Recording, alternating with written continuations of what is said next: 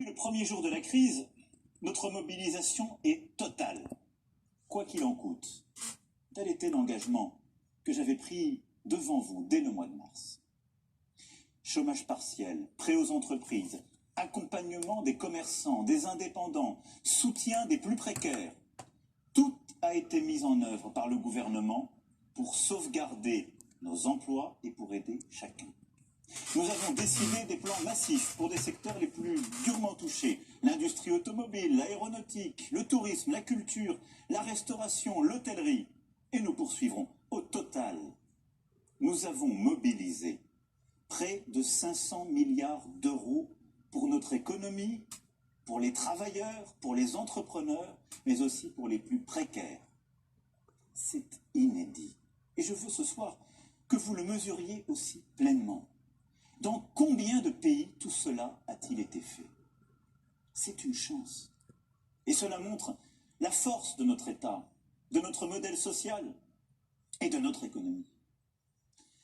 Ces dépenses se justifiaient et se justifient en raison des circonstances exceptionnelles que nous venons de vivre. Mais elles viennent s'ajouter à notre dette déjà existante. Nous ne financerons pas ces dépenses en augmentant les impôts. Notre pays est déjà l'un de ceux où la fiscalité est la plus lourde, même si depuis 3 ans, nous avons commencé à la baisser. La seule réponse est de bâtir un modèle économique durable, plus fort, de travailler et de produire davantage pour ne pas dépendre des autres. Et cela, nous devons le faire, alors même que notre pays va connaître des faillites et des plans sociaux multiples, en raison de l'arrêt de l'économie mondiale. C'est pourquoi j'assumerai avec vous, avec toutes les forces de notre pays, avec le tissu de nos entreprises, avec nos salariés comme nos indépendants, nos corps intermédiaires, je m'engagerai dans cette reconstruction économique.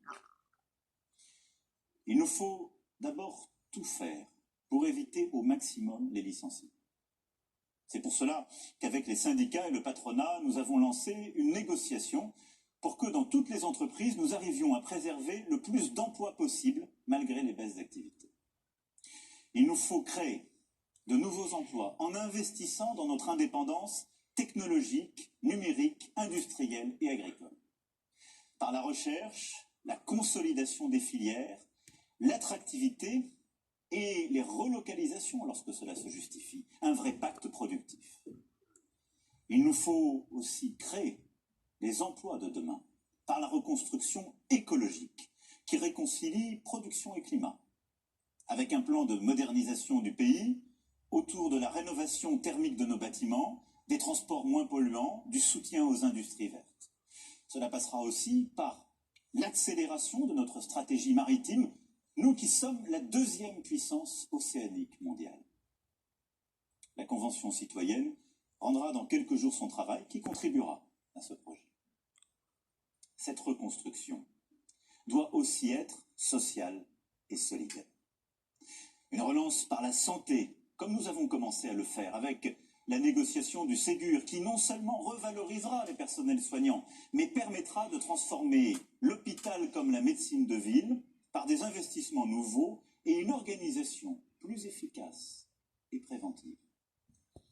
Une relance solidaire qui permettra de mieux protéger nos aînés, mieux protéger aussi les plus pauvres d'entre nous. Une relance sociale et solidaire enfin, par un investissement massif pour l'instruction, la formation et les emplois de notre jeunesse. Nous le lui devons. Nous lui avons tant demandé durant cette période. Elle va encore avoir un été, une rentrée si difficile, et c'est elle qui porte la dette écologique et budgétaire de notre pays. Ce plan de reconstruction se fera avec l'Europe, qui, après des débuts timides, s'est hissée à la hauteur du moment. L'accord franco-allemand autour d'un endettement conjoint et d'un plan d'investissement pour redresser l'économie du continent est un tournant historique. En empruntant pour la première fois ensemble, avec la chancelière d'Allemagne, nous proposons aux autres États européens de dire « nous » plutôt qu'une addition de « je ». C'est le résultat d'un travail acharné, initié par la France, et que nous menons depuis 3 ans. Ce peut être là une étape inédite de notre aventure européenne et la consolidation d'une Europe indépendante qui se donne les moyens d'affirmer son identité, sa culture, sa singularité face à la Chine, aux États-Unis et dans le désordre mondial que nous connaissons. Une Europe plus forte, plus solidaire, plus souveraine. C'est le combat que je mènerai en votre nom dès le Conseil européen de juillet et dans les 2 années à venir. Cette reconstruction économique, écologique et solidaire sera la clé de notre indépendance. Elle sera préparée durant tout l'été avec les forces vives de notre nation pour être mise en œuvre au plus vite. L'indépendance de la France, pour vivre mieux, exige aussi notre unité autour de la République. Tel est le 2e axe de cette nouvelle étape. Je nous vois nous diviser pour tout et parfois perdre le sens même de notre histoire. Nous unir autour du patriotisme républicain est une nécessité. Nous sommes une nation où chacun, quelles que soient ses origines, sa religion, doit trouver sa place. Est-ce vrai partout et pour tout le monde? Non.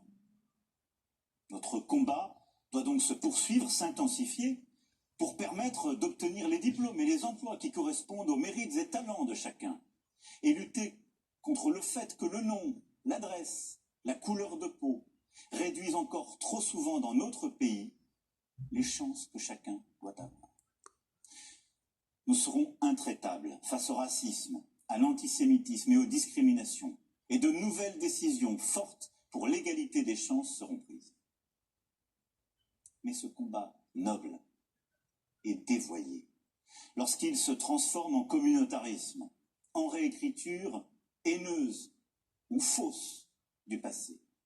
Ce combat est inacceptable lorsqu'il est récupéré par les séparatistes.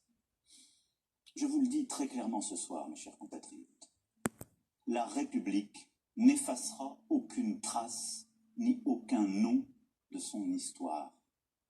Elle n'oubliera aucune de ses œuvres. Elle ne déboulonnera pas de statues. Nous devons plutôt, lucidement, regarder ensemble toute notre histoire, toutes nos mémoires, notre rapport à l'Afrique en particulier, pour bâtir un présent et un avenir possible, d'une rive l'autre de la Méditerranée, avec une volonté de vérité et en aucun cas de revisiter ou de nier ce que nous sommes. Nous ne bâtirons pas davantage notre avenir dans le désordre. Sans ordre républicain, il n'y a ni sécurité ni liberté. Cet ordre, ce sont les policiers et les gendarmes sur notre sol qui l'assurent.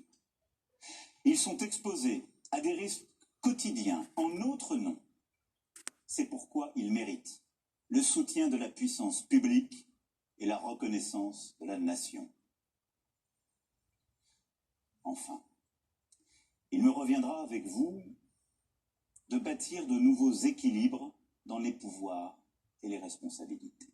C'est le 3e axe que je vois à cette nouvelle étape. J'en ai la conviction profonde, l'organisation de l'État et de notre action doit profondément changer. Tout ne peut pas être décidé si souvent à Paris. Face à l'épidémie, les citoyens, les entreprises, les syndicats, les associations, les collectivités locales, les agents de l'État dans les territoires ont su faire preuve d'ingéniosité, d'efficacité, de solidarité. Faisons-leur davantage confiance. Libérons la créativité et l'énergie du terrain. C'est pourquoi je veux ouvrir pour notre pays une page nouvelle donnant des libertés et des responsabilités inédites à ceux qui agissent au plus près de nos vies. Liberté et responsabilité pour nos hôpitaux, nos universités, nos entrepreneurs, nos maires et beaucoup d'autres acteurs essentiels. Mes chers compatriotes, ce projet d'indépendance, de reconstruction n'est possible que parce que depuis 3 ans, nous avons mené un travail sans relâche pour l'éducation, l'économie, la lutte contre les inégalités dans notre pays. Parce qu'aussi, nous nous sommes battus pour notre projet européen et notre place dans l'ordre international. Je ne crois pas que surmonter les défis qui sont devant nous consiste à revenir en arrière. Non. Mais les temps imposent de dessiner un nouveau chemin. C'est ainsi que chacun d'entre nous doit se réinventer, comme je l'ai dit, que nous devons collectivement faire différemment. Et vous l'avez compris dans ce que j'ai commencé ce soir à esquisser.